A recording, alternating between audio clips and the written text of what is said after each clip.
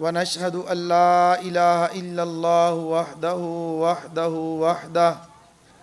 لا شريك له ولا مشير له ونشهد أن سيدنا وسندنا وطبيبنا وحبيبنا ومولانا محمدا عبده ورسوله أما بعد فأعوذ بالله من الشيطان الرجيم بسم الله الرحمن الرحيم اقرأ باسم ربك الذي خلق قال النبي صلى الله تعالى عليه وسلم خيركم من تعلم القرآن وعلمه أو كما قال عليه الصلاة والسلام صدق الله العظيم وصدق رسوله النبي الكريم ونحن على ذلك لمن الشاهدين والشاكرين والحمد للہ رب العالمین۔ وہ بچیاں جن کا آج آخری سبق ہے وہ ادب کے ساتھ بیٹھ جائیں، اور باقی تمام مائیں بہنیں اور بیٹیاں جو آج کی اس اجتماع کے اندر تشریف لائی ہیں وہ بھی توجہ کے ساتھ سنیں۔ سورہ بقرہ کی آخری آیات ہیں اور تلاوت کی جاتی ہیں، میں آگے آگے پڑھتا ہوں۔ وہ تمام بچیاں جن کا آج آخری سبق ہے وہ میرے ساتھ ساتھ آہستہ آواز میں پڑھیں۔ اعوذ باللہ من الشیطان الرجیم، بسم اللہ الرحمن الرحیم، لا یکلف اللہ نفسا إلا وسعها لها ما كسبت وعليها ما اكتسبت ربنا لا تؤاخذنا إن نسينا أو أخطأنا ربنا ولا تحمل علينا إصرا كما حملته على الذين من قبلنا ربنا ولا تحملنا ما لا طاقة لنا به واعف عنا واغفر لنا وارحمنا انت مولانا فانصرنا على القوم الكافرين صدق اللہ العظیم۔ اللہ جل جلالہ ہماری وہ بچیاں جنہوں نے قرآن کریم مکمل فرمایا ہے، ان کا قرآن کریم پڑھنا، جن استانیوں نے ان کو پڑھایا ان کا پڑھانا، والدین نے اپنی اولاد کو، بچیوں کو مدرسے کے اندر بھیجا اور پڑھنے کے لیے مدرسہ میں داخل کروایا، اور وہ حضرات جو مدرسہ کی انتظامیہ ہیں انہوں نے ان کے کاموں کے اندر تعاون کیا اور انتظام کیا، کھانے کا، رہائش کا، گرمی اور سردی سے بچنے کا، بھوک لگی ہے تو کھانے کا، پیاس لگی ہے تو ٹھنڈے اور میٹھے پانی کا انتظام کیا۔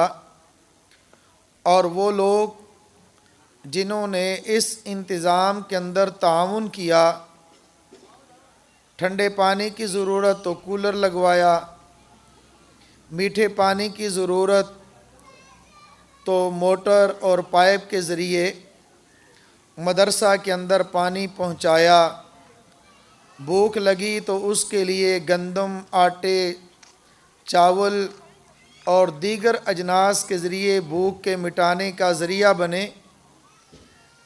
اور بجلی اور گیس استعمال ہوئی تو ان کی بل کی ادائیگی کا ذریعہ بنے۔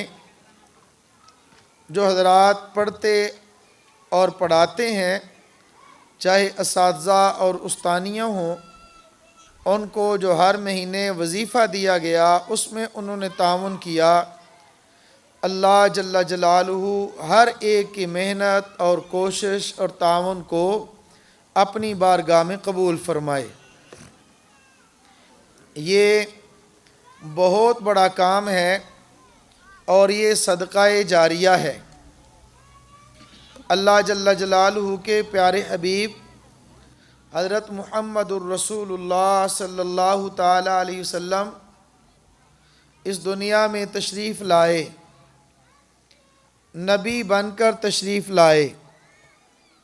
حضرت جبرائیل علیہ السلام حضرت رسول اللہ صلی اللہ تعالی علیہ وسلم پر جب پہلی وحی لے کر آئے تو وہ وحی پڑھنے اور پڑھانے کے متعلق ہے۔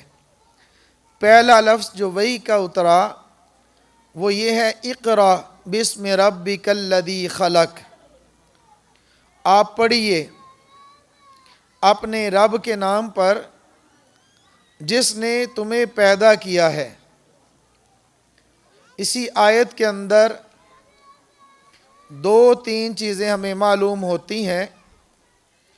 نمبر ایک، پڑھنا ہمارے لیے کتنا ضروری ہے، علم حاصل کرنا ہمارے لیے کتنا ضروری ہے۔ علم کا نام ہے جاننا پہچاننا۔ علم وہ ہے جس کے ذریعے سے رب کو پہچانا جائے، اللہ جل جلالہ کی ذات کا علم ہو جائے۔ اللہ رب العزت نے اپنے پیارے پیغمبر حضرت محمد الرسول اللہ صلی اللہ تعالی علیہ وسلم پر جو وحی اتاری ہے، اس وحی کا آغاز پڑھنے سے ہو رہا ہے۔ اس سے معلوم ہوتا ہے کہ پڑھنا، علم حاصل کرنا کتنا ضروری ہے۔ ایک وہ دور تھا کہ جب نبی کریم صلی اللہ تعالی علیہ وسلم تشریف نہیں لائے تھے، نبی کریم صلی اللہ تعالی علیہ وسلم پر وحی نہیں اتری تھی، تو اس زمانے کو زمانہ جاہلیت کہا جاتا ہے، یعنی علم نہیں تھا۔ اب ایک بات توجہ سے سنیں گی، یہ نہیں کہ وہ لوگ مکان بنانا نہیں جانتے تھے، وہ لوگ کپڑے سلائی کرنا نہیں جانتے تھے، وہ لوگ جوتے بنانا نہیں جانتے تھے۔ ان لوگوں کے پاس اس چیز کا فن نہیں تھا، وہ لوگ پل نہیں بناتے تھے، جہاز نہیں بناتے تھے۔ ایسا نہیں ہے، سب کچھ ان لوگوں کے پاس علم تھا، مگر اپنے رب کی پہچان نہیں تھی، اپنے رب کی ذات کا علم نہیں تھا۔ اسی وجہ سے تو وہ لوگ شرک کرتے تھے، رب کی ذات کا علم نہیں تھا۔ وہ لوگ اپنی بیٹیوں پر ظلم کرتے، اپنی بیویوں پر ظلم کرتے، رب کی ذات کا علم نہیں تھا۔ رب کی ذات کا علم نہ ہونے کی وجہ سے وہ لوگ شراب کے اندر مبتلا تھے، شراب پیتے تھے، زنا کرتے تھے، بدکاری کرتے تھے، حرام فعل کا ارتکاب کرتے تھے، سود کھاتے تھے، رشوت لیتے تھے، اپنے بھائیوں کی جگہ پر قبضہ کرتے تھے، غیبت کرتے، حسد کرتے، گویا کہ وہ تمام گناہ جس کو گناہ کہا جا سکتا ہے اس کے اندر مبتلا تھے۔ اور پھر حضرت رسول اللہ صلی اللہ تعالی علیہ وسلم دنیا میں تشریف لائے، اللہ رب العزت نے وحی کا علم عطا فرمایا۔ وحی کے ذریعے سے پھر اللہ کے نبی صلی اللہ تعالی علیہ وسلم نے اپنی جماعت کو تیار کیا، جس کو اصحاب پیغمبر کہتے ہیں۔ پھر وہ صحابہ اور صحابیات جن کو اللہ رب العزت نے اپنے نبی کے ذریعے سے علم عطا فرمایا، جب علم آیا، شرک ختم ہوا، علم آیا زنا ختم ہوا، علم آیا بدعات ختم ہو گئیں، علم آیا گناہ مٹ گئے، علم آیا ظلم ختم ہو کر انصاف ہی انصاف ہوا۔ اس کی وجہ اللہ جل جلالہ نے اپنے پیارے پیغمبر صلی اللہ تعالیٰ علیہ وسلم کو علم دے کر بھیجا۔ اللہ کے نبی صلی اللہ تعالیٰ علیہ وسلم ارشاد فرماتے ہیں کہ مجھے اللہ نے معلم بنا کر بھیجا۔ پھر ایک وقت آیا حضرت ارقم رضی اللہ تعالیٰ عنہ کا گھر جو تھا وہ اسلام کا پہلا مدرسہ بنا، اور مکہ مکرمہ کے اندر دار ارقم مدرسہ کا کام دیتا رہا۔ جب مدینہ منورہ میں حضرت رسول اللہ صلی اللہ تعالیٰ علیہ وسلم تشریف لائے تو صفہ مسجد نبوی کے ساتھ ایک جگہ ایک اپنا چبوترا تھا، اس کو مدرسے کی شکل دے دی گئی۔ باقاعدہ اس طرح مدرسہ تو نہیں تھا جس طرح آج اس دور کے اندر کھانے پینے کا انتظام، رہائش کا انتظام، صحابہ آتے پڑھتے گھروں میں چلے جاتے، پھر وہی صحابہ اپنے گھر والوں کو جو نبی کریم صلی اللہ تعالیٰ علیہ وسلم سے سیکھتے، اپنے گھر والوں کو ان کی باتوں کی تعلیم دیتے۔ تو میری ماں اور بہنوں، عرض کرنے کا مقصد یہ ہے، علم ہوگا تو گناہوں سے دوری ہوگی، علم ہوگا تو جہالت ختم ہوگی، علم ہوگا تو ظلم ختم ہو جائے گا۔ آپ ذرا دیکھیں، جن حضرات کے پاس علم ہے وہ لوگ اور جن کے پاس علم نہیں ہے، جو جاہل ہیں، جاہل اور عالم کے درمیان زمین آسمان کا فرق ہوتا ہے۔ زمین آسمان سے زیادہ بھی کہہ لیا جائے تو وہ بھی بات جھوٹی نہیں ہے۔ اس لیے میری ماں اور بہنوں، ضرورت ہے اس چیز کی کہ ہم خود بھی علم حاصل کریں اور اپنی اولاد کو بھی علم حاصل کرائیں اور دین کی تعلیم دلوائیں۔ اگر دین کی تعلیم ہوگی تو اولاد کی دنیا بھی بن جائے گی اور اولاد کی آخرت بھی بن جائے گی۔ اللہ کے نبی حضرت رسول اللہ صلی اللہ تعالیٰ علیہ وسلم نے ارشاد فرمایا، جس کا مفہوم یہ ہے، فرمایا جب بھی کوئی آدمی اس دنیا سے جاتا ہے تو اس کا نامہ اعمال بند کر دیا جاتا ہے، اس کا نامہ اعمال ختم ہو جاتا ہے، سوائے 3 قسم کے لوگوں کے۔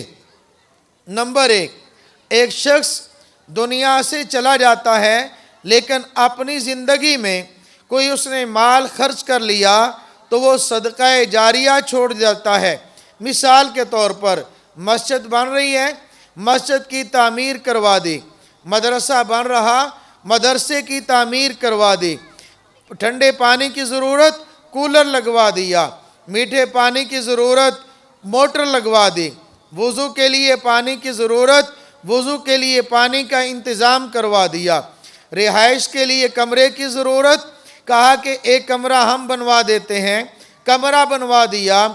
گویا کہ ایسا کام کر دیا جب تک لوگ اس کے اندر نیک اعمال کریں گے، جب تک اس سے لوگ فائدہ اٹھائیں گے، پانی پیتے رہیں گے، ٹھنڈے اور میٹھے پانی پینے کا ثواب ملے گا، پانی سے وضو کریں گے اس کا ثواب ملے گا، پانی سے غسل کر کے پاکی حاصل کریں گے اس سے ان کو ثواب ملے گا، اور جب تک یہ کام ہوتا رہے گا اس وقت تک اس کے نامہ اعمال میں اجر لکھا جاتا ہے۔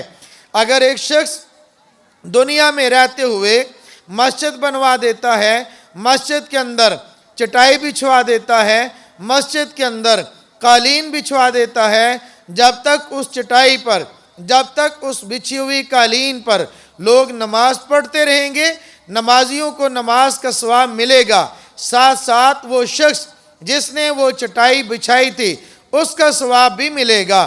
ایک شخص ہے، کچا راستہ ہے، بارش ہوتی ہے، اس کے اندر وہ پکا راستہ بنوا دیتا ہے، جب تک لوگ سہولت کے ساتھ اس راستے پر گزرتے رہیں گے اس کا ثواب اس شخص کو ملتا رہتا ہے۔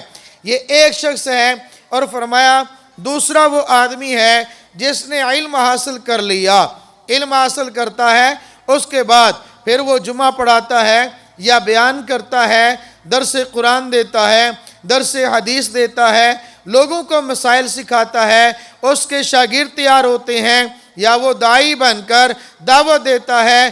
جتنے لوگ اس داعی کی دعوت پر ایمان قبول کریں یا ایمان قبول کیا ہوا ہے نیک اعمال کریں، یا اس آدمی کے پڑھنے پر جتنے لوگ آگے پڑھیں گے پھر آگے پڑھائیں گے، اور جتنے شاگرد تیار ہو گئے، ان سب کا ثواب، جتنے وہ لوگ محنت کرتے رہیں گے، اس سب کا ثواب اللہ رب العزت ایسے عالم کو عطا فرمائے گا جس کے شاگرد تیار ہو گئے، جس کے مرید تیار ہو گئے۔ اور تیسرا وہ شخص ہے جو جاتا ہے اس دنیا سے اور اپنی نیک اولاد چھوڑ جاتا ہے، وہ اولاد اس کے لیے دعا کرتی ہے۔ اولاد جب تک اپنے والدین کی مغفرت کی دعا کرتے رہیں گے، اولاد جب تک عمال کر کے اپنے والدین کو ایصال ثواب کرتے رہیں گے، اللہ تعالیٰ اس کے نامہ اعمال کے اندر اس کو ثواب عطا فرمائیں گے۔ میری ماؤں بہنوں، یہ دنیا ہے، دنیا کو چھوڑ جانا ہے، اور یہ مختصر وقت کے لیے آئے ہیں۔ ہم نے دیکھنا ہے ہم نے اپنی آخرت کے لیے کیا کیا، ہم نے اپنی آخرت کے لیے کیا کچھ تیار کیا ہے۔ اپنی آخرت کے لیے، دنیا کے لیے تو ہم نے بہت کچھ بنا لیا۔ یہ دنیا ہے اور دنیا مختصر وقت کے لیے ہے۔ ہم نے اس دنیا کے اندر رہتے ہوئے اپنی اس دنیا کی فکر تو کر لی، رہنے کے لیے مکان بنا لیا، اپنا سامان بنا لیا، اچھے سے اچھا کپڑا پہن لیا، اچھے سے اچھا زیور اختیار کر لیا، اور اچھے سے اچھا جوتا خرید لیا، اچھے سے اچھی گاڑی کے لیے محنت ہو رہی ہے۔ اور کیا ہم نے اپنی آخرت کی تیاری کی ہے؟ یا جتنا رہنا تھا اس کی تیاری تو کر لی، اور آخرت کے اندر ہم نے کتنا رہنا ہے اس کے حساب سے کیا ہم تیاری کر پائے ہیں؟ اگر دنیا کے اندر مکان پکا ہو یا کچا گزارا ہو جاتا ہے، دنیا کے اندر کپڑا اچھا ہو یا اچھا نہ ہو پھر بھی گزارا ہو جاتا ہے، زیور پہنا ہو یا زیور نہ پہنا ہو پھر بھی گزارا ہو جاتا ہے، گاڑی اپنی ہو یا رینٹ کی ہو اس پہ تو گزارا ہو جائے گا۔ لیکن آخرت کے اندر اعمال ہم نے آخرت کے لیے کیا کیے، کون سی تیاری کی ہے؟ اس کے لیے ہم نے اپنی اولاد کو دین کی تعلیم دی ہے یا نہیں دی؟ ہم نے خود دین حاصل کیا ہے یا نہیں کیا؟ فکر اس بات کی ہے، دنیا کی فکر نہیں۔ دنیا تو جیسی کیسی تھی گزر گئی اور گزر رہی ہے، ہماری اور ہماری اولاد کی آخرت کیسے گزرے گی، ہمیں اس بات کی فکر کرنی ہوگی۔ میں وقت زیادہ ہو جائے گا، صرف ایک آپ تمام ماؤں بہنوں کو دعوت فکر دیتا ہوں۔ میں آپ تمام ماؤں بہنوں کو ایک گزارش کرنا چاہتا ہوں، اگر ہم یہ چاہتے ہیں ہماری آخرت بن جائے، اگر ہم یہ چاہتے ہیں ہماری اولاد کی آخرت اچھی ہو جائے، ہم خود بھی دین پر آ جائیں اور اپنی اولاد کو بھی دین پر لے آئیں، اپنی اولاد کی اچھی تربیت کریں، اپنی اولاد کی دینی تربیت کریں۔ اس کے اندر ہمارا بھی فائدہ ہے، ہماری اولاد کا بھی فائدہ ہے، ورنہ عموماً سکول اور کالج کے پڑھی ہوئی اولاد والدین کو سنبھالتی نہیں ہے۔ سکول اور کالج کی پڑھی ہوئی اولاد اپنے اولاد کے اپنے والدین کے لیے ایصال ثواب نہیں کرتی، بلکہ میں یہ دکھ اور افسوس کے ساتھ کبھی کہا کرتا ہوں، ماں باپ کے فوت ہونے پر بیٹی، بہو اور بیٹا اپنے باپ کو غسل نہیں دیتا، بیٹی اپنی ماں کو غسل نہیں دیتی، ماں اپنی بیٹی کو غسل نہیں دیتی۔ اس کی وجہ یہ ہے کہ غسل کا طریقہ نہیں آتا، اس کی وجہ یہ ہے کہ غسل دینے اگر غسل تو تب دیں گے جب غسل کا طریقہ آئے گا، کفن تب پہنائیں گے جب کفن کا طریقہ آئے گا۔ کم از کم اتنا سیکھ لیں، کم از کم ہم مدرسے کے اندر اپنی اولاد کو قرآن کریم ناظرہ کی تعلیم دلوائیں، اپنی اولاد کو حفظ قرآن کی تعلیم دلوائیں، اپنی بچیوں کو کم از کم اگر 6 سال کا عالمہ کورس نہیں تو 2-3 سال کا دراسات دینیہ، جس کے اندر قرآن کریم پڑھنا آ جائے، جس کے اندر حضرت رسول اللہ صلی اللہ تعالیٰ علیہ وسلم کے ارشادات وہ پڑھنے آ جائیں، احادیث کا علم ہو جائے، کم از کم 24 گھنٹے کی زندگی گزارنے کا طریقہ آ جائے، کم از کم ضروری مسائل جو فرض اور واجب ہیں ان کا علم ہو جائے، پاکی اور ناپاکی کا علم ہو جائے، جائز اور ناجائز کا علم ہو جائے۔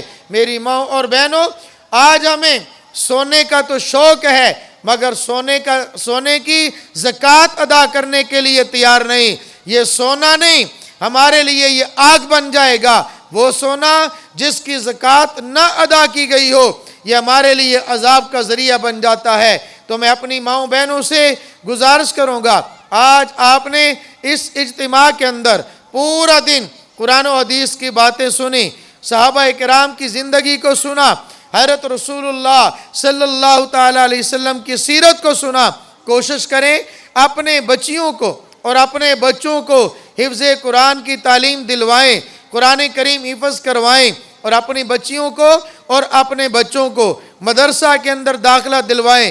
انشاءاللہ ثم انشاءاللہ اللہ دنیا کی بھی عزت دے گا، آخرت کی بھی عزت عطا فرمائے گا، دنیا میں بھی نفع ہوگا، آخرت میں بھی نفع ہوگا۔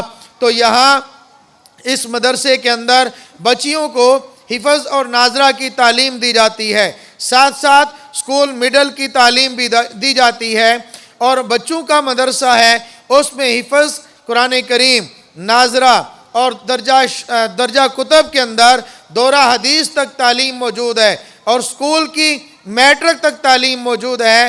تمام ماؤں بہنوں سے گزارش کروں گا کہ وہ اپنی اولاد کی اچھی تربیت کریں، اپنی اولاد کو دینی تعلیم دلوانے کی کوشش کریں۔ میرا اللہ مجھے اور آپ کو عمل کرنے کی توفیق عطا فرمائے۔ وآخر الدعوانا ان الحمد للہ رب العالمین۔